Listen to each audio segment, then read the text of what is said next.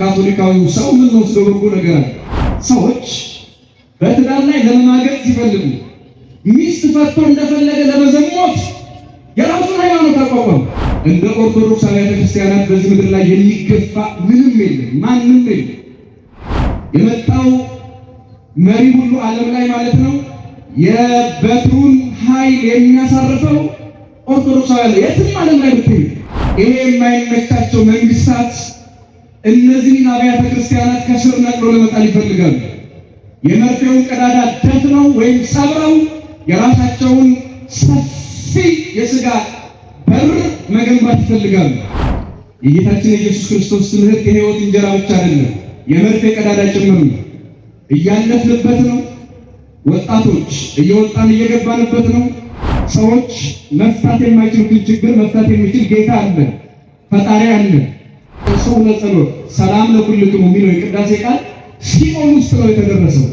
ሕፃናት እንዲያድጉ ማንም ሰው አርጅቶ እንዲሞት እንጂ እንዲሁ ዝም ብሎ እንደ ወፍ እንዲቀጣ ማንም የሃይማኖት አባት መምህር ቤተክርስቲያን ይሄን አይፈልግም።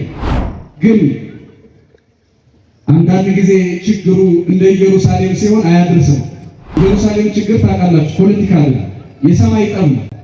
ደሙ በእኛና በልጅ ልጆቻችን ያመጡት ለወጡለት ዓላማ ለወጡለት የሥጋ ፍላጎት የሥጋ ምኞት ተባባሪ ነገር ለመፈለግ ነው እንጂ ቤተክርስቲያኒቱ ከክርስቶስ ውጭ ሌላ አምላክ እንደሌላት ያውቃሉ፣ አምሮ ያውቃሉ።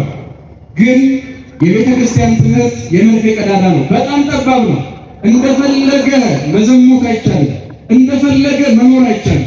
እንደፈለገ የሥጋ ምኞቱ ክርስቶስ ሞቶልኛል ከዚህ በኋላ ኃጢአት አይገዛኝም፣ የፈለገውን ያህል ኃጢአት ልስራ ክርስቶስ በደሙ ስለሸፈነ ኃጢአት ከእግዚአብሔር መንግሥት አይለየኝም የሚል እንዲሁ ዝም ብሎ የአጋንንት ትምህርት ለመቀበል ነው ሰዎች ከቤተ ክርስቲያን የሚወጡት። ምሳሌ ልንገራችሁ፣ ዝም ብሎ ጥላቻ እንዳይመስል ማለት ነው። ለምሳሌ ስንተኛው ንጉሥ እንደሆነ አላስታውስም። በኢንግላንድ እንግሊዝ ሀገር ኪንግ ሄንሪ የሚባል ሰውዬ ነበረ፣ የእንግሊዝ ንጉሥ ማለት ነው። ኪንግ ሄንሪ በዘመኑ ቀሌምንጦስ የሚባል የሮማ ፖፕ ነበር፣ ፓትርያርክ ማለት ነው። የሮማ ቤተክርስቲያንን የሚወድ ንጉሥ ነው ኪንግ ሄንሪ። ከዕለታት በአንድ ቀን እርግጠኛ ነኝ የታሪክ ትምህርት ላይ አብዛኞቻችሁ አይታችሁት ሊሆን ይችላል፣ አሁን ባለው ስርዓተ ትምህርት ባላቅ።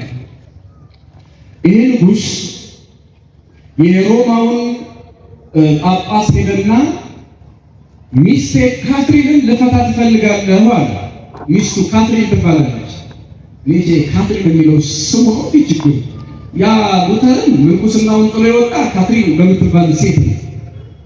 ሉተር የፕሮቴስታንት ሃይማኖት ጀማሪ ማለት ነው። ምንኩስና አልቻለም። በካቶሊክ ቤተክርስቲያን ምንኩስና ከበደው። ምንኩስናውን ጥሎ ሲወጣ ህሊናው እንዳይወቅሰው ምን አለ? ምንኩስና እኮ ትክክል አይደለም፣ ምንኩስና ትክክል አይደለም፣ ምንኩስና እግዚአብሔር የማይወደው ስራ ነው ብሎ ወጣ። እኔ አልቻልኩም ቢል እኮ መብቱ ነው። ይኸው ቆባችሁ ከዚህ በኋላ ልቼ ነው የምኖረው ወቁልኝ ብሎ በስርዓት ቆቡን መጣል ይችል ነበር፣ በዛው በካቶሊኩ ስርዓት ማለት ነው። ግን በዚያ ነው ስላልቻለ ካትሪንን ከምንኩስናዋ አውጥቶ ወደ ዓለም ሊወስዳት፣ ወደ አጋንንት ህብረት ሊወስዳት ምንኩስና አስፈላጊ አይደለም እግዚአብሔር ጋር አይደለም ብሎ ወጣ። በተመሳሳይ መልኩ ይሄን ያደረገው እንደዛ ነው። ምን አደረገ? ካትሪን በተለያየ የግል ጉዳዮች ሊግባቡ አልቻሉ። እሱ የሚለው ልጅ አልወለደችም፣ ሌሎች ምክንያት ነው የሚያመጣው እና በዚህ ምክንያት እኔ ከዚች ሚስት ጋር መኖር ስለማልፈልግ ሚስቴን እንድትፈታት ፍቀድልኝ አለ ጳጳሱ ወይም ፖፑን፣ ፓትርያርኩን ማለት ነው በእኛ ሀገር አነጋገር። ሚስቴን እንድትፈታት ፍቀድልኝ። እየሰማችሁ? ሚስቴን እንድትፈታ ምን በል? የካቶሊክ ቤተክርስቲያን የፈቀደችለት ስርዓት አልበኝነት እንዲጠቅለት ፈለገበት ፓትርያርኩ ማለት ነው። እኔ እግዚአብሔር አንድ ያደረገውን ትዳር አላፈርስም፣ ምናልባት በድላ ከሆነ እንኳን በይቅርታና በእርቅ ትፈታላችሁ እንጂ እግዚአብሔር አንድ ያደረገውን ሰው አይለየው ይላል መጽሐፍ። አንተ ያቀረብከው ምክንያት ለመፋታት በቂ ምክንያት አይደለም። ምናልባት ሌላ አስቸጋሪ ጉዳዮች ሊኖሩ እንኳን ጣልቃ ልንገባ እንችላለን። ግን አይሆንም ባለው ቀሌምንጦስ ንጉሥ የወደደውን ዘመን የወለደውን የማይከተል የሮማ ሃይማኖት በእርግጥ በዚህ አቋሙ እናደንቀዋለን።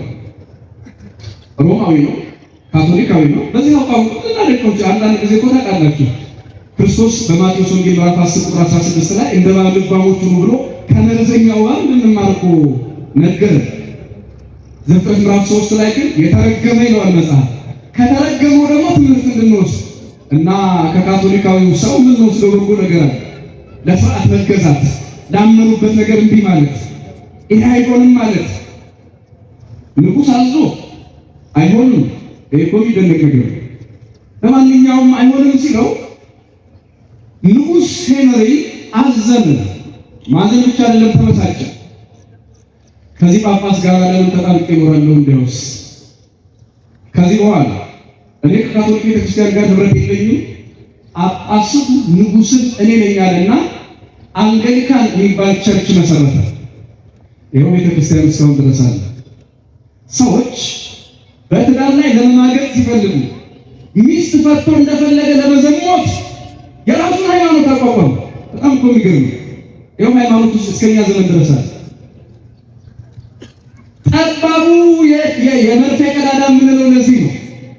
እውነተኛው የክርስቶስ ትምህርት እውነተኛይቱ ቤተክርስቲያን ወርሰዋለች። ኦርቶዶክስ ተዋሕዶ ቤተክርስቲያን በጣም ጠባብ መንገድ ነው ያላት። ነገር ግን በልዩ ልዩ መንገድ የሥጋ ፍላጎታቸውን ለመፈጸም የማይመች ስርዓት ስላለ ይሄንን ጠባቡን ስርዓት ይሄንን ጠባቡን ትምህርት ለሥጋ የማይመቸው ማለት ነው፣ ለበደል የማይመቸው ማለት ነው። እንደ እንስሳ ለመኖር ያችንም ይችንም እያሉ እንደፈለገ እያገሰበሱ ለመኖር ስለማይመች ሰዎች ክርስቶስ ሞቶልኛል፣ ጸድቄአለሁ፣ ከዚህ በኋላ ኩነኔ የለብኝም እያሉ እንደ እንስሳ የሚኖሩበትን መንገድ ፈለጉ። ጠባቡን የመርፌ ቀዳዳውን ማን ይፈልገው? ዓለም ለዚያ ነው። በነገራችን ላይ የኦርቶዶክስ ተዋሕዶ ወይም ደግሞ በሌሎችም አብያተ ክርስቲያናት ያለውን ሃይማኖታዊ ርዕዮት የማይወደው ዓለም ከዚህ የተነሳ ምናልባት በሌሎቹ ሃይማኖቶች ላይ እንደሚሆነው በኦርቶዶክስ አብያተ ክርስቲያናት ላይ በሌሎቹ ማለት ነው፣ በኢትዮጵያ ብቻ አይደለም፣ በሌላው ላይ እንኳን ብታዩ በንጽጽር ካየን እንደ ኦርቶዶክስ አብያተ ክርስቲያናት በዚህ ምድር ላይ የሚገፋ ምንም የለም፣ ማንም የለም። በምድር ላይ ቁም ስቅሉን የሚያይ የመጣው መሪ ሁሉ ዓለም ላይ ማለት ነው የበትሩን ኃይል የሚያሳርፈው ኦርቶዶክሳውያን የትም ዓለም ላይ ብትሄዱ ርዕዮተ ዓለሙ የማይመች ከጥንት እስከ አሁን ማለት ነው ኦርቶዶክስ አብያተ ክርስቲያናት ላይ። ኦርቶዶክስ ስላችሁ ይሄ ብቻ የኛ ብቻ አይደለም፣ ሌሎችም አሉ። ቁም ስቅላቸውን ነው የሚያዩት እስካሁን። ለምን? ለዚህ ዓለም የጠበበ የማይመች የመርፌ ቀዳዳ የሆነ ባህለ ትምህርት ነው ያላቸው። የሐዋርያት ሰንሰለት የሐዋርያት ትምህርት እዚህ ቤተክርስቲያንና መሰሎቿ ውስጥ ነው ያለው። ይሄንን የማይወድ ርዕዮተ ዓለም፣ ይሄ የማይመቻቸው መንግስታት እነዚህን አብያተ ክርስቲያናት ከስር ነቅሎ ለመጣል ይፈልጋሉ። የመርፌውን ቀዳዳ ደፍነው ወይም ሰብረው የራሳቸውን ሰፊ የሥጋ በር መገንባት ይፈልጋሉ እና ዓለም ይህንን የመርፌ ቀዳዳ የተባለ ትምህርት ጠባብ ትምህርት የሚጠላው ከዚህ የተነሳ እና አሁን እኛስ በዚህ በር እየመጣን ነው። የጌታችን የኢየሱስ ክርስቶስ ትምህርት የሕይወት እንጀራ ብቻ አይደለም፣ የመርፌ ቀዳዳ ጭምር ነው። እያለፍንበት ነው። ወጣቶች እየወጣን እየገባንበት ነው። ይሄ ትምህርት የጌታችን የኢየሱስ ክርስቶስ ትምህርት ማለት ነው። የሐዋርያቱ ትምህርት፣ የቤተ ክርስቲያን ትምህርት የመርፌ ቀዳዳ ነው። እያለፍንበት ነው ወይስ ግመሎች ነን? በጣም ብዙ የሥጋ ኮተት፣ ብዙ የሥጋ ሸክም የተሸከምን ከሆነ እውነት ነው በዚህ ቀዳዳ ማለት በኦርቶዶክሳዊ መንገድ ማለት በቤተ ክርስቲያን ትምህርት ማለት ይከብደናል። የተጫነብንን ዓለማዊ ሐሳብ ያረግፍን እንደሆነ ግን ይሄ መርፌ ቀዳዳ ለኛ ሰፊ መንገዳችን ነው። ትምህርቱ የሕይወት እንጀራችን ነው። አምላካችን እግዚአብሔር በቤቱ ያለውን የሕይወት እንጀራ እየተመገብን እንኖር ዘንድ ቅዱስ ፈቃዱ ይሁንልን። በመጨረሻም የእግዚአብሔር ቃል የሕይወት እንጀራ ብቻ አይደለም፣ የእግዚአብሔር ቃል ሰላማችን ነው። ይሄንን ነገር እንማርና እንጨርሳለን። የእግዚአብሔር ቃል ምናችን ነው አልኳችሁ? አሜን። እግዚአብሔር አምላክ ለዚህ ዓለም ሰላም ሲሰጥ በቃሉ ነው። ይገርማል በጣም። ለምሳሌ በዚህ ባለፈው ትምህርታችን ቤተክርስቲያን በሰፊው ያስተማረችውን ትምህርት ታስታውሳላችሁ። ሐዋርያቱ በዝግ ቤት ነበሩ። ክርስቶስ አምላካችን በተዘጋ ቤት ገባና ሰላም ለእናንተ ይሁን አለ። ቃል ነው የተናገረው። በደንብ ልብ ብላችሁ ስሙ። ቃሉን ነው የተናገረው። ሰላም ለእናንተ ይሁን። ምን ለእናንተ ይሁን? አቤት፣ ሰላም ለእናንተ ይሁን አለ። ቃል ተናግሮ የእሱ ቃል ሰላም የማያደርገው የለም። ይገርማል። የሰዎቹ የሐዋርያቱ ይህን ቃል መስማት በማቴዎስ ወንጌል ምዕራፍ 8 ላይ መድኃኒታችን ኢየሱስ ክርስቶስ አንቀላፍቶ ነበር በሥጋ ባህሪው። ደቀ መዛሙርቱ በጀልባ ከመምህራቸው ከክርስቶስ ጋር አብረው እየሄዱ ነበር። እንደምታውቁት ማዕበል ሞገድ ተነሳ። የሚሄዱበትን ታንኳ ማገለባበጥ ጀመረ። አቤቱ እየጠፋን እኮ ነው፣ ተነስተህ አድነን እንጂ አሉት። ተነስቶ ባህሩን ዝም በላል፣ ነፋሱን ጸጥ በላል። ጆሮ የሌለው ነፋስ ሰማው፣ ጸጥ አለ። ጆሮ የሌለው ማዕበል ሞገድ ሰማው፣ ጸጥ አለ። ታንኳይቱ በሰላም ሄደች። ማዕበል ሞገድ እንኳን የሚሰማው ቃል ነው። ይሄንን ነው የሕይወት እንጀራ የመላእክት ምግብ ያለው።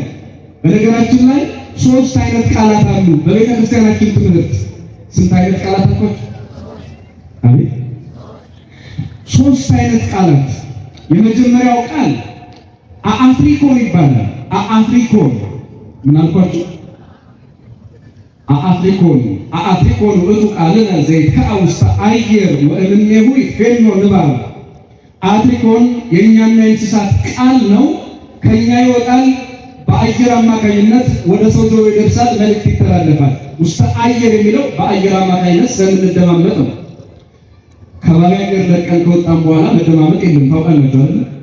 የፈለገው ያህል ብንቀራረብ ወሬያችን አይሰማም። በመሳሪያ ካልታገዘ፣ በሌላ ነገር ካልታገዘ በአየር አማካኝነት ነው እየተደማመጥን ያለነው።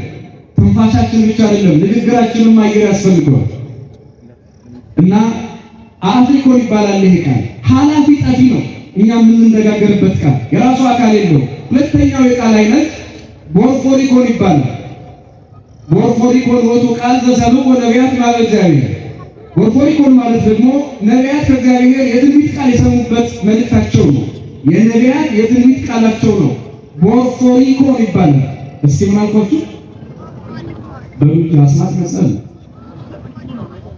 አስማት ማለት በነገራችን ላይ ዝም ብሎ የማህበራዊ ሚዲያ ወሬኛ የሚያወራው ስድብ እንዳይመስላችሁ። አስማት ማለት ስሞች ማለት ነው።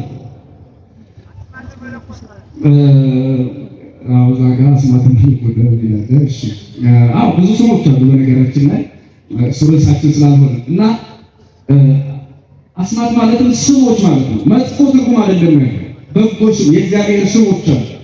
እነሱ ነው አስማት የምንላቸው ቤተክርስቲያን። ለማንኛውም ቦርፎሪኮን የነቢያት የትንቢት ቃላቸው። 3ኛው አፈርጋዎን ይባላል። የመላእክት የምስጋና ቃላቸው ነው። ይሄም የራሱ የሆነ አካል የለውም። ልክ እንደኛ ዝርው ነው። ቅዱሳን መላእክት የሚያመሰግኑበት ቃላቸው የራሱ አካል የሌለው፣ የራሱ ሕልውና የሌለው። 4ኛ ሌላ ቃል አለ። ምን አይነት ቃል? የዮሐንስ ወንጌል ምዕራፍ 1 ቁጥር 1 ላይ እስኪ አብራችሁ ይበሉ። ወንጌል ነውና በማለታችሁ ትባረካላችሁ። እስኪ ቃል በሉ እስኪ። በመጀመሪያ ነበር፣ ቃልም በእግዚአብሔር ዘንድ ነበር፣ ቃልም እግዚአብሔር ነበር፣ ቃልም ሥጋ ሆነ። ቃል ሥጋ ሆነ የሚለው ዝቅ ብሎ ያለ ቁጥር 14 ላይ ነው። እና ቃል እስኪ አሁን ከተረዳችሁት ቃል የማን ስም ነው? እስኪ ንገሩ። የኢየሱስ ክርስቶስ ስሙ ነው ቃል ማለት። ይሄ ቃል ቅድም ከዘረዘርናቸው 3 ቃላት የተለየ ቃል ነው። መለኮት የሆነ ቃል፣ የሚናገር ቃል፣ አንድ ጊዜ ተናግሮ እስከ ዘላለም የሚመግብ ቃል፣ የሚሰራ ቃል። ለምሳሌ ዘፍጥረት ምዕራፍ 1 ቁጥር 26 እግዚአብሔር ማለት ሰው መልካችን እንደ ምሳሌያችን እንፍጠር። ክርስቲያኖች ይሄ ቃል አንድ ጊዜ እግዚአብሔር ተናገረው፣ እስከ ዛሬ ድረስ ሰው ይፈጥራል። ዘፍጥረት 1:12 እግዚአብሔር ምድርን ታብቅል አለ። አንድ ጊዜ ተናገረ። ገበሬው ለአፈር መሬቱን ዘር እየሰጠ ይሄዳል። ያ የተዘራው ዘር እንደገና ያበቅላል፣ ያፈራል። እኛ እየተመገብን እንኖራለን። ምድርን እግዚአብሔር አንድ ጊዜ አዟት ነው ዛሬ እያበቀለች የምንበላው የምንጠጣው። አንድ ጊዜ ብቻ ተናግሮ፣ ስንት ጊዜ ተናግሮ? እንደው ገበሬው በዘራ ቁጥር አንቺ ምድር እባክሽ ለዚህ ገበሬ ያብቂለት እያለ አይደል? አንድ ጊዜ አዘዛት። ይሄው እኛንም አንድ ጊዜ አዘዘ፣ ብዙ ተባዙ ብሎ። ይሄው እስከ ዛሬ ቃሉ ይሰራናል። የእግዚአብሔር ቃል እስከ ዓለም ፍጻሜ ይሰራል፣ ከዓለምም በኋላ ይሰራል። የተለየ ቃል ነው ይሄ ቃል። እንደ ሶስቱ ቃላት ኃላፊ ጠፊ አይደለም። የተለየ መለኮታዊ ቃል ነው ይሄ ቃል። ስለዚህ ይሄ ቃል ሰላም ለእናንተ ይሁን ብሎ ተናገረ። ሰላም ለእናንተ ይሁን። የሉቃስ ወንጌል ምዕራፍ 24 ላይ በተዘጋ ቤት ውስጥ ገብቶ፣ በጣም እኮ የሚገርም ነው ክርስቲያኖች። በምን አይነት ውስጥ ገባልኳችሁ? አቤት፣ በተዘጋ ቤት ውስጥ ሰው መግባት ይችላል አይችልም? በማርያም ነገር ይችላል አይችልም? እንዴት ነው? ካልሰበረው በሩ እንዴት ይገባል? አይደል እንዴ? ሰው ነፋስ አይደለ? በተዘጋ ቤት ማንም መግባት አይችልም። በተዘጋ ቤት ውስጥ ሐዋርያት ፈርተው የቆለፉትን ደርበው በገጠር ድሮ አስታውሳለሁ። የገጠር ቤቶች አስተማማኝ ቁልፍ የላቸውም ታውቃላችሁ። ስለዚህ እጀታው ይሄ ትልቁ እንጨት አይበቃም። በርሜል ጋር የሚጮሁ ነገሮች በሙሉ ከድስት እስከ ብረት ድስት እዛ በሩ ላይ መዝጊያ ይሆናል። አላርም መሆኑ መሰለኝ አሁን ሳስበው ሲገፋ እኮ አንድ ቢቶ ነው። ከዚያ ከብረት ድስቱ ጋር እኩል መጮህ ይቻላል ማለት ነው። ሐዋርያት እንደዛ በጣም ደርበው ነው የዘጉት የነበሩበትን ቤት። ክርስቶስን የሰቀሉት አይሁድ እኛን ይሰቅሉናል ብለው ምንም ክፍተት የለውም። በዚያ ቤት ውስጥ ሰው መግባት አይችልም። ክርስቶስ መግባት ይችላል አይችልም? እስኪ እናንተ ፍረዱ። ግዙፍ ሥጋ ረቂቅ መለኮት አለ። እሱ እግዚአብሔራዊ ስልጣን አለው። ጌትነት ነው። ጌትነት ያለው አምላክነት ያለው እግዚአብሔር ነው ኢየሱስ ክርስቶስ። ስለዚህ በተዘጋ ቤት ውስጥ ገባና ሰላም ለእናንተ ይሁን ብሎ ቃል ተናገረ። ቃል ብቻ ተናገረ። የእግዚአብሔር ቃል የሕይወት እንጀራ ነው ብለን አሁን እነዚያ ሰላምን የተራቡ ረሃብ ሲባል ደግሞ የሆድ ረሃብ ብቻ አይደለም። የአይምሮ ረሃብ አለ፣ የልብ ረሃብ አለ፣ የሀሳብ ረሃብ አለ። ክርስቲያኖች ምናልባት እንደውም ሆዳችን ቢራብ ሀብታም ሀገሮች በሚልኩልን የተቀቀለ ስንዴ ረሃብ ማጥፋት እንችላለን። ህሊናው የተራበ ሰው ግን ማንና ሀብታም ሊያጠግበው ይችላል? ማንና ህሊና ሰላም አጥቶ ተረብሿል። የሰላም ረሃብተኞች ናቸው፣ ፈርተዋል። የተዘጋው ቤት ውስጥ ክርስቶስ ገባና ሰላም ለእናንተ ይሁን ብሎ የሕይወት እንጀራ የሆነ ቃሉን መገባቸው። የህሊና ጥጋብ የሆነው ቃል ሰጣቸው። ያን ጊዜ በተዘጋው ቤት ውስጥ ሲገባ እኛም አንድ ነገር ገባ። ምን? ሕይወት አማራጭ የሌለው ሆኖ ሰዎች የማይደርሱበት፣ ሰዎች የማይፈቱት፣ ሰዎች አይዟችሁ ብለው የማያቀሉልን የማይቀርፉልን ብዙ ችግር ይኖራል። ሰዎች ከፍተው እኛን ማየት የማይችሉበት ብዙ ቁልፍ ይኖራል። ቁልፍ ሳያስፈልገው በተዘጋ ሕይወት ውስጥ መግባት የሚችል ግን አምላክ አለ። ሰዎች መፍታት የማይችሉትን ችግር መፍታት የሚችል ጌታ አለ፣ ፈጣሪ አለ። እሱን እንድናያርጎናል። የተዘጋ ሕይወት አለ አይደል? ተስፋ የቆረጠ ሕይወት። ሰው በሰው ተስፋ ሊቆርጥ ይችላል። ሰው በጣም ሞተ፣ ደህየ፣ ራሱን አጣ ሊባል የሚችለው ግን ከእግዚአብሔር ዘንድ ተስፋ የቆረጠ ጊዜ ሰዎች ከአቅም በታች በሆነ ጉዳይ ወይም በሌላ ምክንያት ማድረግ ቢችሉ እንኳን ማድረግ ሳይችሉ ቀርተው ሰዎች ሊያዙ ይችላሉ። አምላካችን ክርስቶስ ግን በተዘጋ ቤት ሲገባኝ ነው ሰላም ለእናንተ ይሁን።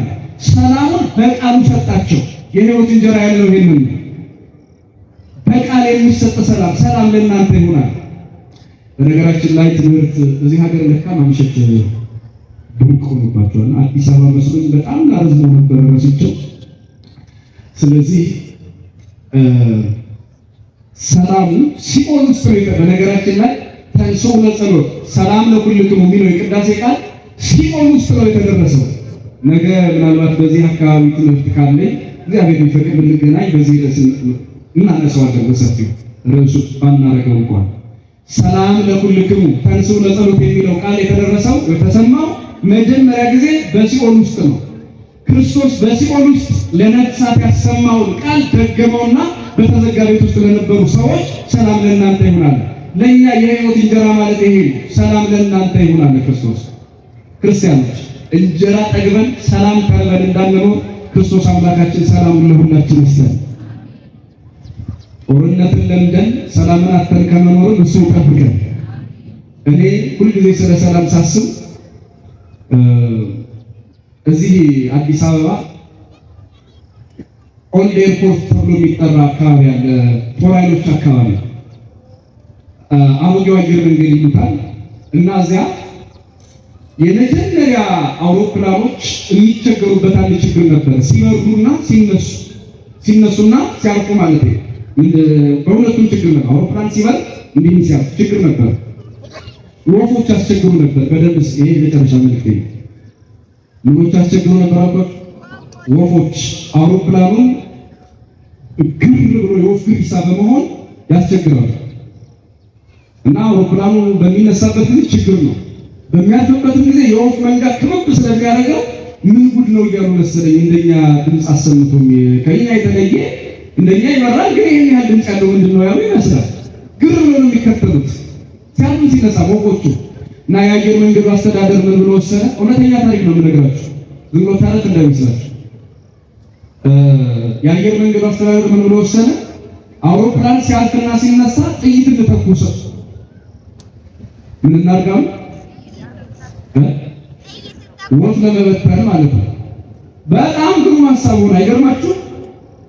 በጣም አዋጭ ሀሳቡ ነው እና በቦርድ ውሳኔ መሰረት አውሮፕላን ሲነሳ መጀመሪያ ቆመ ጠብቀኝ ሊሆን ይችላል። በዚያ ዘመን ብቻ ይተኮሳል። አላውቅም። አውሮፕላን ሲያልፍ ይተኮሳል። ሰላም ሆነ። ፓይለቶች ደስ አላቸው።